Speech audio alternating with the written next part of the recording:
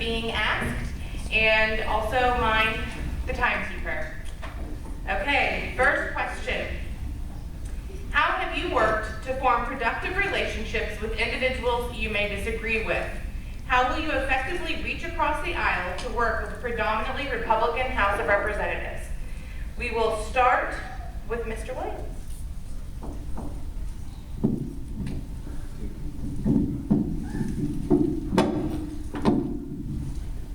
I'll start by saying that I served 10 years on the Tulsa City Council, and most of that time, the majority of the council was Republicans.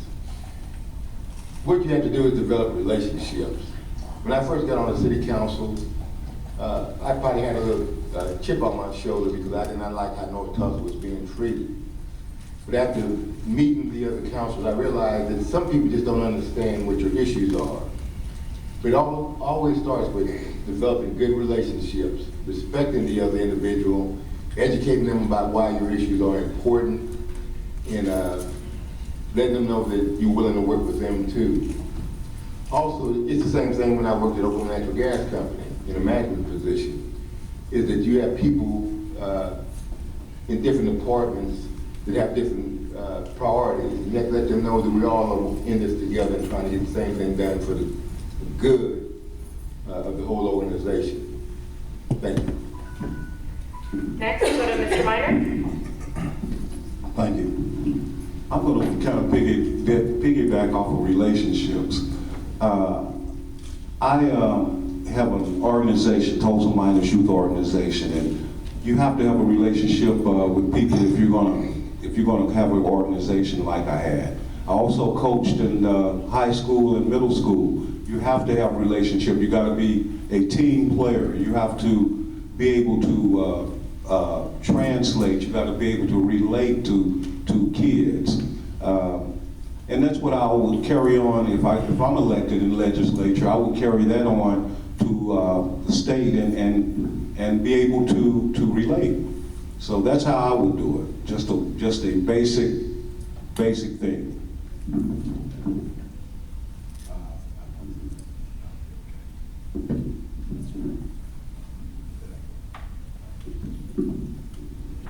You may not need to hold it if you talk about it. Go for it. Yeah, in regards to the question, first of all, I'm a little bit under the weather, but I worked for state government for over 32 years, and in those times it was management, supervision, counseling, as well as coordination, writing policies and dealing with the legislature.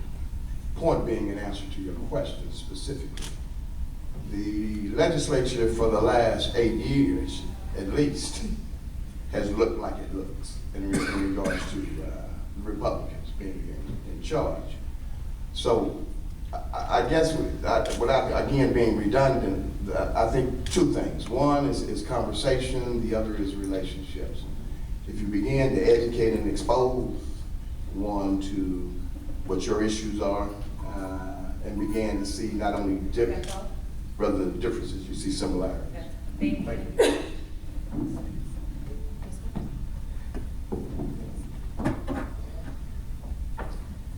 Serving on boards and commissions, what I do know is when you're trying to reach across the aisle, you have to find some common ground.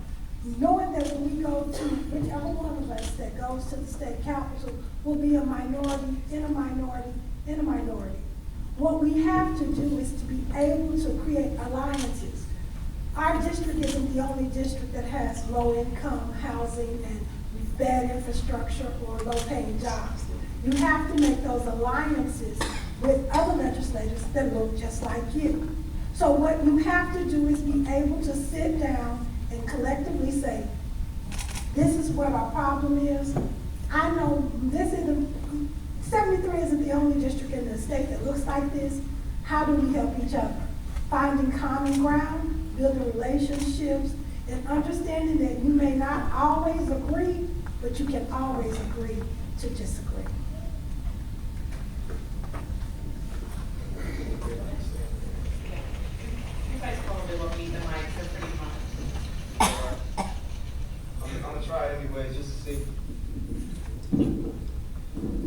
Can you all hear me pretty well? Very good. Bipartisanship and finding success working across party lines is something that I take a lot of pride in. I was blessed to have been able to learn politics from Oral Roberts University, and there I was the Oral Roberts University College Democrats. If you know president, if you know anything about the campus, you know it's a very conservative campus, and we had a lot of success as an organization, and we were able to get folks to entertain thoughts that they had never entertained before, and many of them joined our organization after coming from a Republican household. I like to talk about examples and more so than just talking about theory. So indeed, you can look at the evidence of my campaign team and many of my volunteers who are actually have been conservatives. Some of them are leaning towards to become a Democrat because they believe in our vision. Others are still Republican, but they believe in our vision so much that they are willing to work with us and to try to get to an ultimate end that benefits everyone as a whole. So it's all about communication of ideas and to do so in a respectful manner, and we can find success at the state capitol the same way. Thank you. Thank you. Ms. Marshall?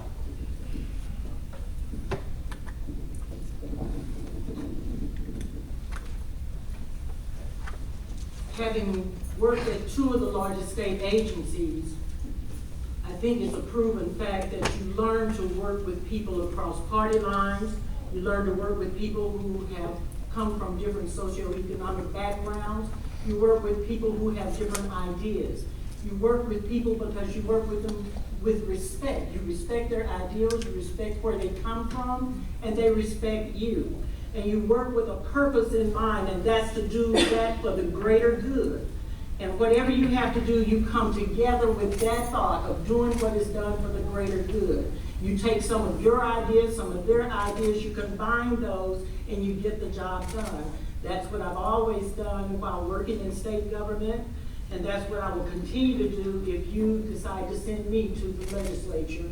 That's what I've done now in preparation, because I've also made those contacts with the state legislature by spending days down there with some of the currently seated legislators. Thank you. Regina Goodwin? Yes, as other candidates have stated, first of all, you find common ground. And I believe sometimes we don't have a Republican issue or a Democratic issue, we have a human issue. And I believe Republicans and Democrats want good schools. Republicans and Democrats want safe streets. Republicans and Democrats want a fair wage for an honest day's work. And to the extent that you have to collaborate if we're going to make any progress, when we say you need the power of we, that's exactly what we mean. Point in case, Joy Hoffmeister, Republican, absolutely agree when she says that teachers deserve more pay, $5,000 more, certainly more. Certainly agree with Harold Roberts, another Republican, who believes that charter schools are absolutely essential to choice in this day and age. Republicans, Democrats, independents, the bottom line is find common ground, talk to each other as human beings, be respectful, and on those issues, quite frankly, where we're not going to agree because we have not done so in decades, and their ideologies, agree to disagree. Thank you. Okay, our next question